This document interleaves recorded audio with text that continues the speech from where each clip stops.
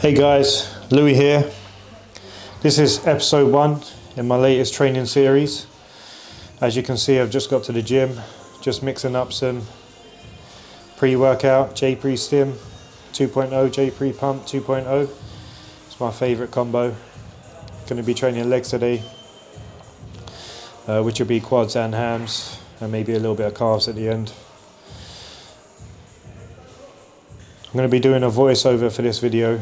I don't really like talking to the camera or talking to anyone really during training, to be honest. Just like to get my head down, focus, and get on with the session. So I'm just going to be going over the movements and different techniques we're using today. Starting off on the seated curl. I usually do 3 or 4 warm-up sets on this just to get some blood in the knees and the hamstrings, and then I'll go straight in and do 2 working sets here. Just focusing on driving the feet back, using the hamstrings only, no momentum, slight little pause in the hole, and then gently back out. This really gets the hamstrings nice and fired up, ready for the rest of the workout. Moving on, we have a standing leg curl up next, which is obviously single leg. I like to keep my hips pushed forward during this, which creates a lot more tension on the hamstring. Not able to push them hips back and create different kind of angles. I want to keep that leg where it is, top part of the leg, and then just curl upwards with the bottom half of the leg. As you can see, I'm very straight and upright here. 2 sets on each leg, and then we move on. This is a line hamstring curl. It's a personal favourite of mine.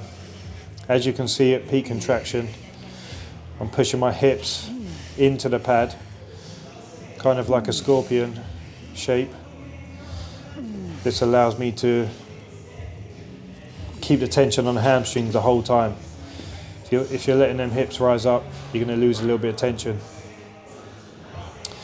Come down to a full stretch and then contract back up again. Now the hamstrings are done, we're going to be moving on to the leg extension. Again, I'll do another 3 or 4 warm-up sets here. Now I'll go into my working sets, make sure the knees are nice and warm. I like to use a prime leg extension because you can differentiate where the weight is distributed during the movement.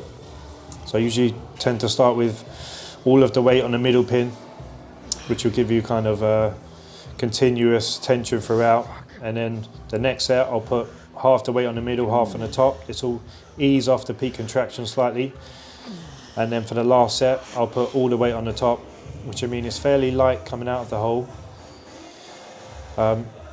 And then it will, through the middle of the movement, it will get quite heavy, and then towards the top the tension will slightly release off, so still allow me to get full contraction right at the top of the movement without putting a ton of pressure on the kneecaps. 3 sets on this movement, and then we're moving on. Our second quad exercise is going to be the hack squat. As you can see, I'm pretty pale and the gym is pretty light, so looking a bit like one of the vampires in Twilight here, but is what it is. I can't go mega heavy on this at the moment because I've got a lower back injury, so reps tend to be quite high, slow movement, keeping it very quad focused. As you can see, my feet are very close together, very close to the bottom of the pad.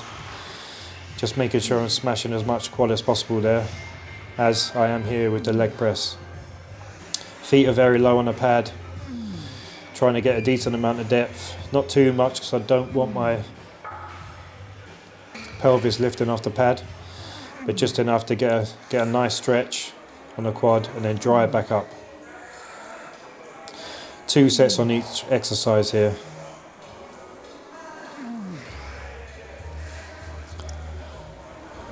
Squeezing out the last few reps.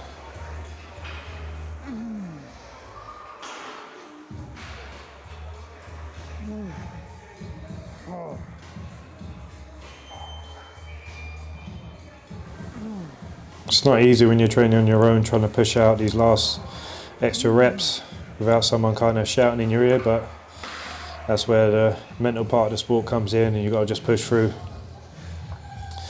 Moved on here to some walking lunges. Just got 10 kilograms in each hand. I usually do around 10 to 15 reps on each leg, and I'll do 2 rounds of these, so just trot up and down the green area in a gym or wherever it's free. Nice step, slight little touchdown, and then drive back up. Engaging the glutes and the quads in this movement.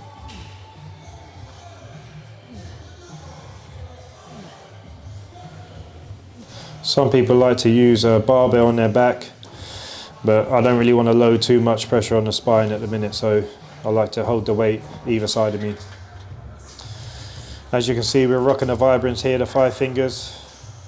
I'm not a huge fan, design-wise, as I'm a little fashionista myself, but they do have a purpose, and that is to help with the lower back, help disperse the weight that I'm lifting on my back across my entire foot, as I tend to keep quite a lot of the weight just on the balls of my feet. So we're doing a Smith squat here. I kind of like to perform these a bit like a sissy squat. So I like to drive my knees very far forward. This is very much a quad dominant movement. As you can see, there's not much weight in there, so I'm just trying to make it as hard as I can without increasing the load. 2 sets on there, and then we move on to adductors and abductors here. I usually tend to perform these as a superset, just because I don't find them terribly taxing. I can't go mega heavy on these, as again they do put quite a lot of pressure on the pelvis, and my lower spine is quite vulnerable, so I go fairly heavy and just get a nice contraction in and out, split between the two. I usually do a couple of warm-up sets on these again, because no matter how much I train my legs beforehand, the adductor always seems to be a little bit cold, so a couple of warm-up sets on each one, or feeler sets as you might want to call them, and then we'll go straight into working sets, 2 sets on each, performed as a superset. Quite a warm day in King's Gym. As you can see, we've got the shutter up. Nice little breeze and some nice sunlight coming in. Beautiful day outside. Finishing off with calves, donkey calf raise, supersetting with the seated calf press. I like to try and get a full stretch on the calf and then drive up as far as I can. And then once I kind of get to where I'm hitting failure, I'll do a couple of partial sets. And this is it for today, guys, so stay tuned. Please like and subscribe and share if possible.